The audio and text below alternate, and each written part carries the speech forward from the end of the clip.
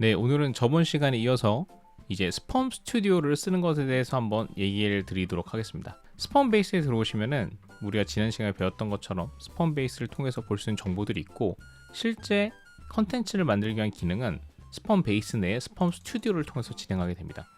스펌 스튜디오를 통해서 할 수 있는 기능들은 캐릭터 제작, 맵 제작, 오브젝트 제작, 월드 제작이 대표적에 있고요. 향후에 더 많은 기능들을 제공할 예정입니다. 한번 스펌 스튜디오 들어가 보도록 할게요. 스펌 스튜디오에 들어오시면은 기본적으로 좌측에 메뉴 영역이 있고요. 가운데 작업 영역, 그 다음 우측에 AI 어시스턴트 부분이 있습니다. AI 어시스턴트는 채팅하듯이 그냥 쉽게 대화하는 것만으로 원하는 기능들을 만들 수 있는 기능이지만, 현재는 일부 기능에서만 제공되고 있습니다. 먼저 오늘은 첫 번째로 캐릭터를 만드는 캐스트 부분을 살펴보도록 할게요. 캐스트 부분은 스펌의 리소스를 이용해서 캐릭터를 만드는 부분으로 처음 대시보드에서 이 메뉴를 통해서도 들어갈 수가 있습니다. 다음과 같이 캐스트 메뉴에 들어오시면은 화면은 좌측에 캐릭터 사이드 뷰 부분, 그 다음에 작업 부분, 그 다음 프리뷰 부분으로 나뉘는데요. 사이드 부분은 먼저 자신이 만든 캐릭터들을 검색해서 보거나 아니면 이름, 아니면 제작 순서로 나열해서 볼 수 있는 소팅 버튼이 있습니다. 한번 신규 캐릭터를 만들어 보도록 하겠습니다. 새 버튼을 누르고요. 캐릭터 2라고 나온 걸 보실 수가 있습니다. 그러면 빨개 벗고 있는 캐릭터를 볼 수가 있습니다. 작업 영역을 보시면 어피어런스, 외모 부분, 스테이츠, 능력치 부분, 애니메이션 컨트롤, 그 다음에 익스포트, 내보내기, 그 다음에 기타 매니지 부분이 있는데요. 먼저 어피어런스, 외모 부분을 보시겠습니다. 외모 부분은 다음과 같이 영역이 나뉩니다. 상단에는 스펌에서 사용할 수 있는 애드온들을 연동해서 볼 수 있는 부분인데, 이 부분은 자신의 계정에서 사용할 수 있는 애드온의 데이터만 접근할 수가 있습니다. 현재 크리에이터 프로로 사용하시는 분들은 모든 액세스가 가능하기 때문에 스펌에서 유료로 판매하고 있는 모든 디자인 리소스를 접근하실 수가 있는 상황입니다.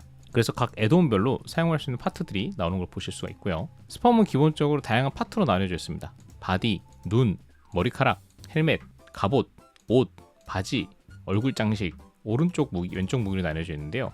각 부분을 한번 체크해서 만들어 보도록 할게요. 먼저 바디 부분을 보면 다양한 인종, 종족, 색상의 캐릭터들이 있습니다. 저는 약간 까무잡잡한 사람으로 만들어 보도록 하겠습니다. 클릭하는 순간 우측에 프리뷰가 변경되는 걸 보실 수가 있고요. 그 다음에 프리뷰 하단을 보시면은 애니메이션 컨트롤 부분이 있습니다.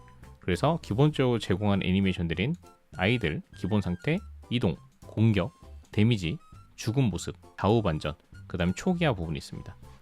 그래서 자신이 파트를 변경하시면서 어떤 파트를 기본으로 애니메이션을 하면서 볼지를 체크하시면 되고요. 다음은 눈을 선택해 볼게요. 눈도 다양한 형태가 있는데요.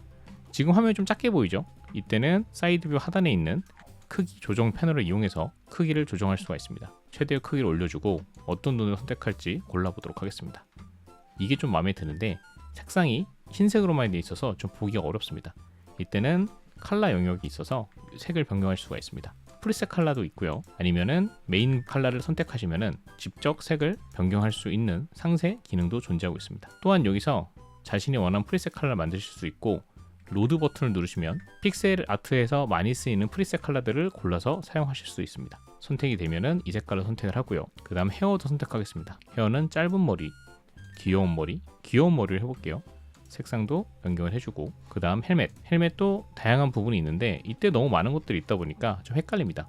전 그래서 애드온 필터에서 팔라딘 셋으로만 골라보도록 할게요. 이때 머리카락 같은 경우는 헬멧과 중복 적용이 되지 않습니다. 그렇기 때문에 신중하게 잘 골라주시면 되고, 지금 머리카락이 가려서 이쁘지 않은 여성은 하단에 보면 삭제 버튼이 있습니다. 삭제 버튼을 눌러서 취소를 해주시면 됩니다. 저는 헬멧은 다른 걸로 골라보도록 하겠습니다. 이 정도가 좋을 것 같습니다. 그리고 이제 아머 부분도 해주겠습니다. 아머는 다시 O를 눌러서 자신이 원하는 형태의 갑옷을 골라주고요. 그 다음에 아머를 하기 전에 옷을 먼저 입히는 게 낫겠죠. 그래서 지금은 삭제하기보단 잠시 꺼놓고 싶을 때는 토글 버튼이 존재하고 있습니다. 토글 버튼을 통해서 잠시 꺼주시고 클로스인 옷을 골라서 어떤 옷을 입힐지를 선택해주게 됩니다. 옷을 고르고 바지도 입혀주겠습니다. 바지는 흰색을 고르고 색상을 좀 적용해 주도록 할게요. 그 다음에 얼굴 장식으로 다양한 애드온들이 있는데 저는 안경을 씌워보도록 하겠습니다. 이 안경이 좀 마음에 드는군요. 색상을 살짝 입혀주고, 그 다음에 오른손, 왼손이 있는데 한번 그냥 간단하게 칼과 방패 정도를 넣어주겠습니다. 그 다음 다시 아머를 켜주고 이제 하나의 캐릭터가 완성이 되었습니다. 자, 그러면 이제 캐릭터들의 애니메이션들을 한번 확인하고요. 캐릭터 속성을 넣어줄 차례죠.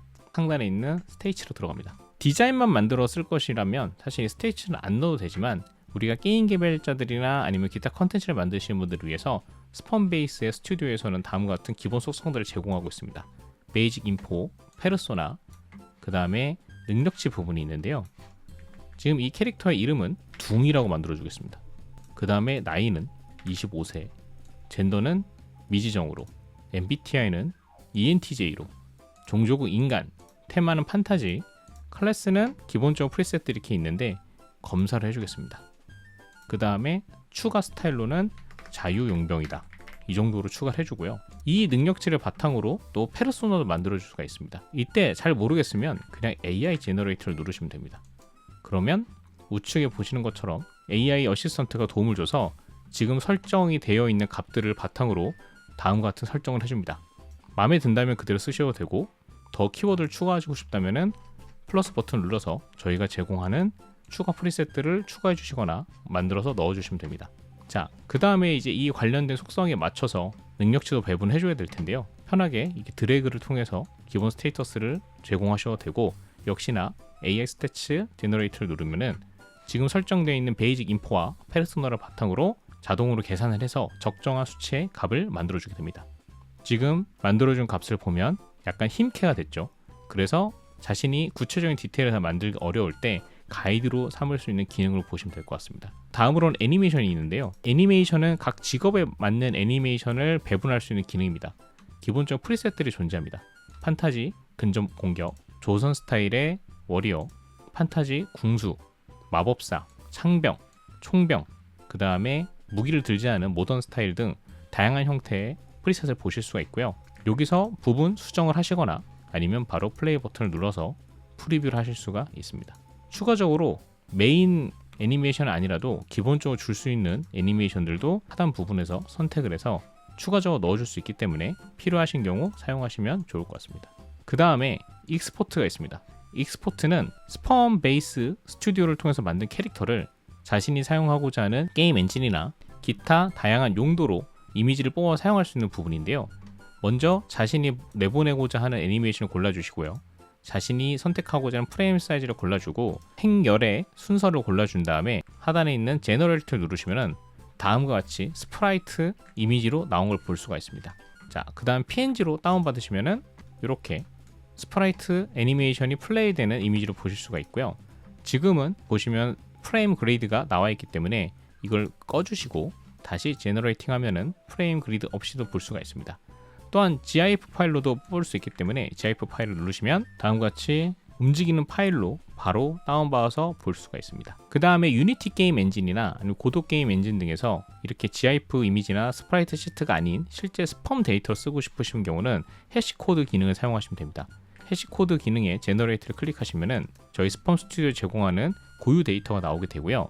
이 데이터를 복사해서 유니티 게임 엔진이나 아니면 고도 엔진에 붙여서 넣으시면은 스펌 에디터에서 자신이 갖고 있는 라이센스 권한에 맞게 데이터를 게임 엔진에서 바로 사용하실 수 있게 됩니다. 마지막으로 매니지 부분을 보시면 자신이 만든 캐릭터에 대한 라이센스라든지 아니면 공유 규칙 등을 제공할 수가 있게 됩니다. 저희가 현재는 그 기능을 만들고 있지는 않지만 향후 자신이 직접 만든 캐릭터를 다른 사용자들한테 공유할 수 있고 추가적으로 수익까지 올릴 수 있는 기능 등을 준비하고 있으니 여러분도 한번 참조하시면 좋을 것 같습니다.